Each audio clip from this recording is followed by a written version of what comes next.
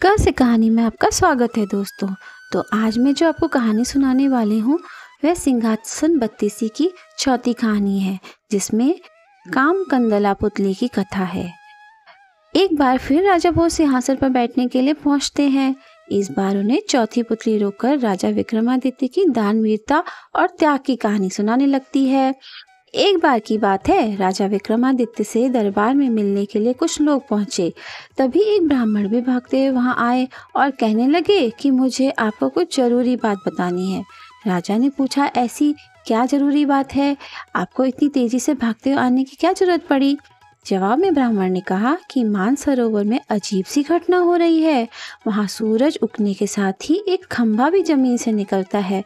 यह खंभा सूरज की रोशनी के साथ साथ ऊपर उठता है। जैसे ही सूरज की किरणें तेज हो जाती हैं तो खंभा सूरज को छू लेता है। जब धीरे धीरे सूरज की रोशनी कम होती है तो खंभा छोटा हो जाता है। फिर सूरज के ढलते ही खंभा भी गायब हो जाता है।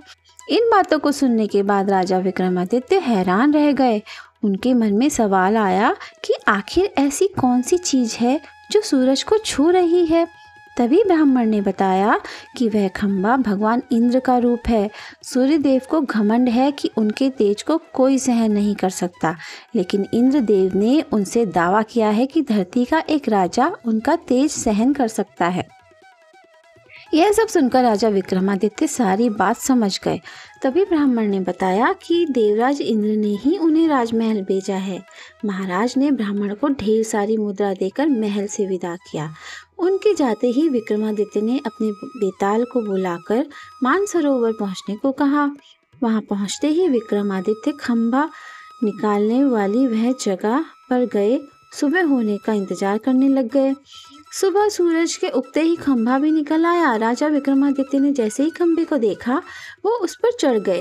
धीरे धीरे सूरज की रोशनी बढ़ने लगी और खंभा भी ऊपर चढ़ता गया। उस खंभे के साथ साथ राजा विक्रमादित्य भी सूरज के करीब पहुंचते गए।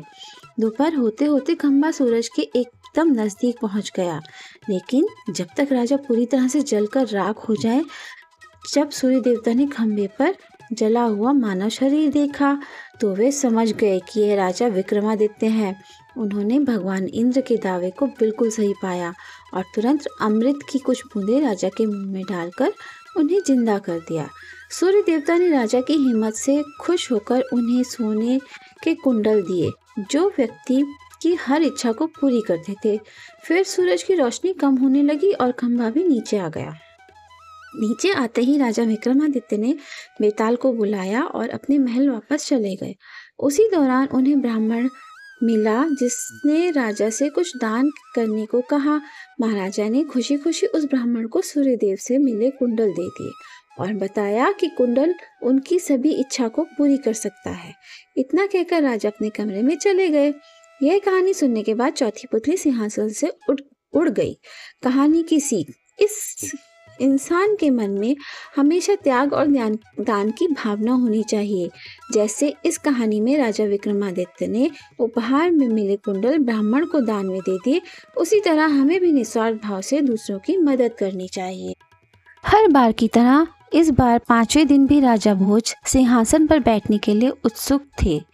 आगे बढ़े सिंहासन की तरफ कदम बढ़े ही थे कि 5वीं पुतली बाहर आई और उसने अपना नाम लीलावती बताया। लीलावती ने राजा भोज से कहा, राजन, राजा विक्रमादित्य वीर होने के साथ साथ बड़े दानी भी थे। अगर आप भी उन्हीं की तरह एक दानवीर हैं तो ही आप इस सिंहासन पर बैठ सकते हैं। इतना कहकर लीलावती ने विक्रमादित्य की दानवीरता की कथा सुनानी शुरू करी। एक बार राजा विक्रमादित्य के दरबार में एक ब्राह्मण आया।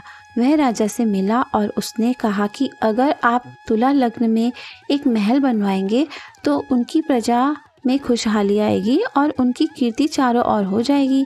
राजा को उस ब्राह्मण की बात सही लगी और उन्होंने महल बनवाने का फैसला किया।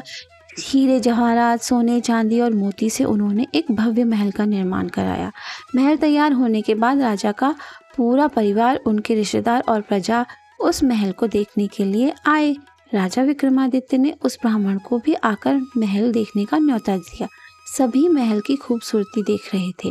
वह ब्राह्मण भी महल देखकर दंग रह गया था। महल की सुंदरता देखने के बाद ब्राह्मण के मुंह से अचानक निकल गया, काश यह महल मेरा होता। ब्राह्मण की इच्छा जानकर राजा ने तुरंत वह महल उस ब्राह्मण को दान में देने की घोषणा कर दी। महाराज की बात सुनकर ब्राह्मण हैरान रह गए। वह दौड़ता हुआ अपने घर पहुंचा और उसने यह बात अपनी पत्नी को बताई। उसकी पत्नी को इस बात पर विश्वास नहीं हुआ और उसने सोचा कि ब्राह्मण पागल हो गया है। अपनी पत्नी को यकीन दिलाने के लिए वह उसे महल लेके गया। महल को देखकर और लोगों की बातें सुनकर ब्राह्मणी भी हैरान रह गए। उसने पूरा महल देखने की इच्छा जताई। पत्नी की इच्छा को पूरा करने के लिए ब्राह्मण उसे महल दिखाने लगा। महल इतना बड़ा था कि देखते ही देखते रात हो गई और वो दोनों बहुत थक गए।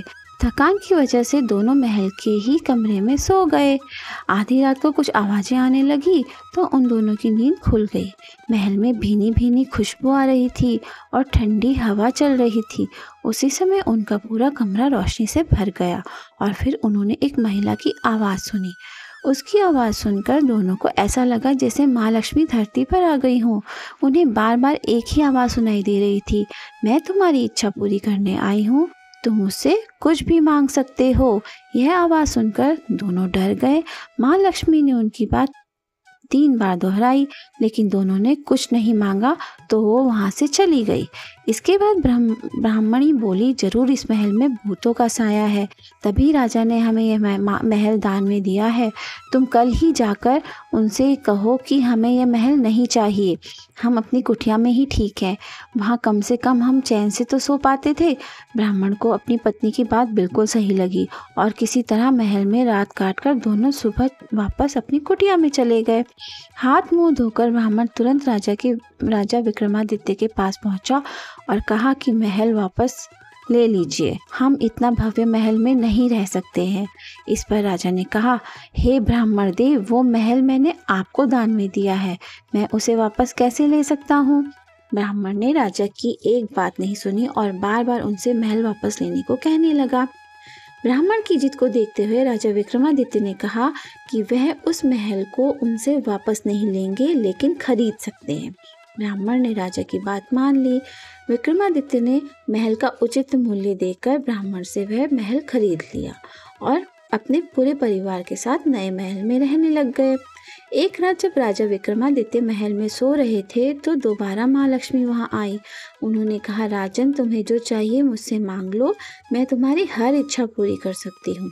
इस पर राजा ने कहा, माँ, आपके आशीर्वाद से मेरा सब कुछ है, मुझे अपने लिए कुछ नहीं चाहिए। हाँ, अगर आप कुछ देना ही चाहते हैं तो मेरी पूरी प्रजा पर धन की वर्षा कर दीजिए, ऐसा होने पर मेरी पूरी प्रजा संपन्न हो जाएगी। राजा की इच्छा जानकर माँ लक्ष्मी ने पूरी रात राज्य पर धन की वर्षा कर दी। सुबह उठकर जब लोगों ने इतना धन देखा तो वो सारा धन राजा विक्रमादित्य को सौंपने के लिए महल आ गए।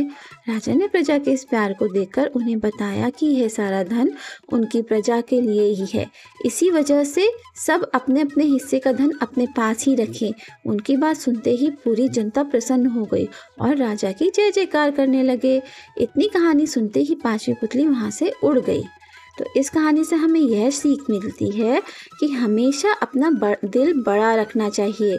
खुद के पास अगर सब कुछ हो तो दूसरों की भलाई के बारे में भी सोचना चाहिए। तो आपको ये कहानियाँ कैसी लगी? प्लीज़ मेरे चैनल को लाइक और सब्सक्राइब करें और कमेंट में बताइए कि आपको कहानी सुनना कैसा लग रहा है। Bye bye.